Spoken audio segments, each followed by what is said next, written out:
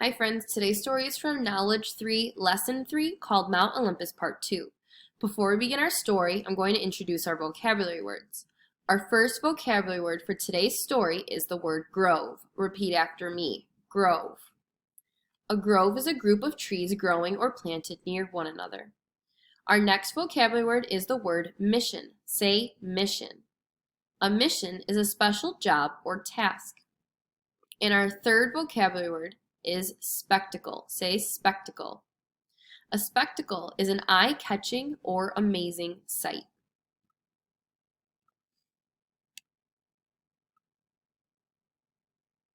Hermes, messenger of the gods, was on a mission for his father Zeus, the king of the gods. Zeus was calling the most powerful gods back to the palace at the very top of Mount Olympus. Already, Hermes had passed along Zeus's message to Apollo, the handsome god of music, poetry, and light, and to Apollo's sister, the huntress Artemis. Hermes had also carried the message to Zeus's brother, the mighty Poseidon, god of the sea. Hermes' task was not yet done, and he had to hover above Greece, looking and listening for the signs that would lead him to the next god he wished to find. This did not take long. In the distance, Hermes saw flashes of light from earth beneath him. Flying in that direction, he soon heard screams and angry shouts. And now he could see below him were two armies engaged in battle. The lights Hermes had seen were flashes of sunlight reflecting off their armor and weapons. The soldiers of one army were pushing back the soldiers of another army, which had now began to panic and run. Perched on a cloud high above the battle and clearly excited by this spectacle below, stood Ares, the god of war.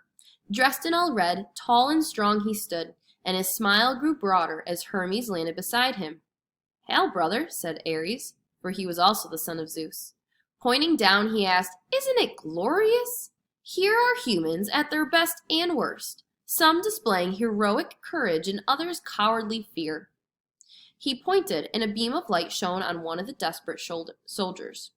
"I've been watching that fellow there," said Ares. "See how he seeks to bring his fellow soldiers together to win the battle?"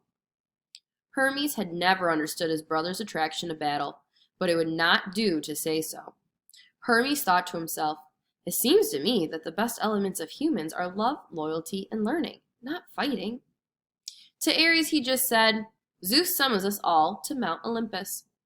Without taking his eyes off the battle below, Ares nodded and said, "I'll be there." But Hermes had already flown to the Greek city-state of Athens. Here he found his sister Athena, another daughter of Zeus and goddess of wisdom and war, walking among a grove of olive trees. With Athena was Zeus's sister Demeter, goddess of plants and of the harvest. In her wise, intelligent voice, Athena was saying, "And so, dear aunt, would you please make sure that this year's crop of olives is especially plentiful for the people of Athens?"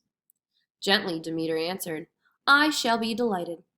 Instantly, the nearby olive trees turned a deeper shade of green. Hermes landed, kissed his aunt's cheek, and then smiled at Athena. "I have come to tell you that Zeus calls us all to Mount Olympus." "Of course," Athena answered. Hermes was off once more to his last stop, back to Mount Olympus, where he had started. There Hermes followed the loud clang, clang, clang of metal striking on metal. His brother Hephaestus, the god of fire and the blacksmith of the gods, was standing by his red-hot forge with a huge heavy hammer in each hand, striking in a turn against a jagged lightning bolt. The lightning bolt was being shaped on top of an anvil, a heavy block of iron or steel with a smooth, flat top. Waiting outside to carry the lightning bolt to Zeus, who, as you remember, was the god of lightning and thunder, was a magnificent winged horse named Pegasus. Hephaestus did not even notice Hermes until the messenger god called out loudly enough to be heard over the hammer strikes, "Greetings, brother!" Hephaestus stopped hammering and, wiping the sweat from his brow, looked over at Hermes. The two gods, though brothers, appeared to be opposites. Hephaestus was huge and muscular in his upper body, but slow-moving due to an injury that had left his legs badly damaged. Hermes was slender and so smooth that he seemed almost to dance in all of his movements. His face broke out into a big grin when he saw the messenger god. "Brother, where have you been while I have been tied down here at my forge?" he asked his brother. "Practically everywhere," Hermes answered. "Zeus has sent me to summon everyone to the great hall." By everyone, Hermes meant the main gods, of whom he himself was one. In fact, there was only one left to contact. "Would you ask your wife to join us?" he asked.